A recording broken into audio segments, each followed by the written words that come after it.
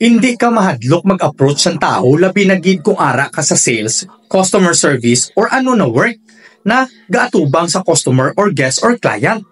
Bisan pa gina-reject ka na, okay lang na, then move sa other person or sa customer na gina-approach mo. Kung gina-reject ka, hindi ambot silingon do kapigaw na simo magbaligya or do gaka-depress ka gidayon or na anxiety. Have a great abundance mindset. Damo pa da. Move to the next one. Set this as a lesson and learn. Yes, I'm talking to you. And be confident. Magpadayon ka lang and get as many rejection as you can para mas maging mabakod ka na kag maanad.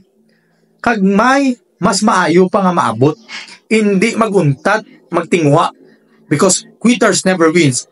Ari ang actual na footage na gina-reject ako kag ang akong baligya. Promote na liquid dishwashing saver.